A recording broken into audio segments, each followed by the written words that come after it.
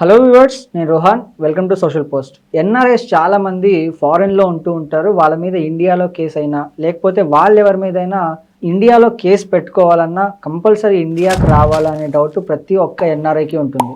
ఆ డౌట్ని క్లియర్ చేయడానికి ఈరోజు మనతో పాటు హైకోర్టు అడ్వకేట్ మాలతి గారు ఉన్నారు. ఆవిడతో మాట్లాడదాం. నమస్తే మేడం. నమస్తే అండి. సో బేసిక్గా ఎవరైనా ఎన్ఆర్ఐస్ వాళ్ళు ఎవరి మీదైనా కేసు పెట్టాలన్నా లేకపోతే వాళ్ళ మీద ఏమైనా కేసు అయినా కంపల్సరీ ఇండియాకి రావాల్సిందేనా madam? Depends on the case అండి. ఫస్ట్ పాయింట్ ఏంటంటే మాక్సిమం అవసరం లేదు. ఒకవేళ బయట ఉన్నా కూడా మీరు అక్కడ ఉండి కూడా ఇక్కడ కేసు పెట్టాలి అంటే పెట్టుకోవచ్చు. దానికి చాలా ప్రొసీజర్ ఉంటుంది. ఆ ప్రొసీజర్ కనుక ఫాలో అయితే మీరు అక్కడ ఉండి ఇండియాకి రాకుండా కనీసం అడుగు కూడా పెట్టకుండా అక్కడ నుంచి పని చేసుకోవచ్చు. సో ఆ పని చేయించుకోవాలంటే ఏంటంటే ఫస్ట్ థింగ్ ఏంటంటే ఇక్కడ మీరు ఒక ట్రస్ట్ వర్ది పర్సన్ చూసుకొని, అంటే మీకు ఎవరికి మీద అయితే చాలా నమ్మకం ఉంటుందో వాళ్ళని జీపీ హోల్డర్ లా పెట్టేసి అక్కడుండి మీరు ఇక్కడ కేసు నడిపించచ్చు. అంటే మీకు సంబంధించిన అఫిడవిట్స్ ఏమున్నా కూడా మీకు సంబంధించిన ఏవైతే పేపర్స్ ఉంటాయి, పెటిషన్స్ ఉంటాయి, ఏదైనా అది కోర్టులో ఏదైతే వేద్దాం అనుకుంటున్నారో వాటన్నిటి మీద కూడా సిగ్నేచర్స్ ఆ జీపీ హోల్డర్ పెడతారు.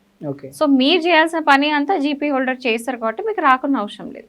సో జీపీ హోల్డర్ కి మీరు అథారిటీ ఇవ్వడానికి దానికి ఒక ప్రాసెస్ ఉంటుంది. సో ఆ ప్రొసీజర్ బట్టి మేము ఎలా చేయాలి, ఎలా ప్రొసీడ్ అవ్వాలి, ఆ పేపర్స్ అంతా కూడా రెడీ చేయించి పంపించిన తర్వాత వాళ్ళు అక్కడ నుంచి మళ్ళీ ఇండియాకి పంపిస్తే అది ఇక్కడ మేము వ్యాలిడేట్ చేయించుకొని ఆ వ్యాలిడేట్ చేయించిన జీపీఏతోని మేము ఆ కేసు అనేది నడిపిస్తాం. బట్ ఇక్కడుండి అక్కడ ఉన్న వాళ్ళ మీద కేసు ఫైల్ అయింది అంటే మాత్రం that's again different scenario completely. So because ఇక్కడ ఉండి అక్కడ కేసు ఫైల్ అయింది అంటే ఇప్పుడు సపోజ్ ఒకవేళ సివిల్ మ్యాటర్స్ అనుకోండి, అంటే ప్రాపర్టీ ఇష్యూ ఏదో ఉంది, వాళ్ళని రెస్పాండెన్స్ చేసి ఇక్కడ వాళ్ళు అక్కడ ఉన్న వాళ్ళ మీద కేసు కనుక పెడితే అప్పుడు కూడా same procedure again. You can keep your GP holder here, వాళ్ళ త్రూ మీ కేసు అనేది మీరు రన్ చేయించుకోవచ్చు.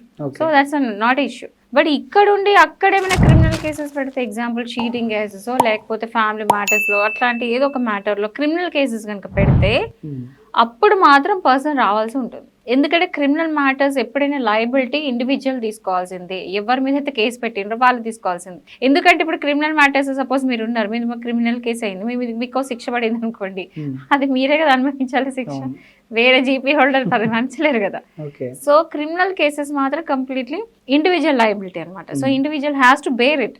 సివిల్ మ్యాటర్స్ వచ్చేసరికి అగైన్ జీపీ హోల్డర్తో మీరు కేసు అనేది రన్ చేసుకోవచ్చు. సో ఇక్కడ మనం చూడాల్సింది ఏంటంటే basically a type of case, క్రిమినలా, ఫ్యామిలీ మ్యాటరా, లేకపోతే సివిల్ మ్యాటర్ అనేది దాన్ని బట్టి మీరు రావాలా అక్కడ ఉండే చేయించుకోవాలని డిపెండ్ అయ్యి ఉంటుంది. So according to your issue you better consult advocate and take legal advice and then accordingly take a decision.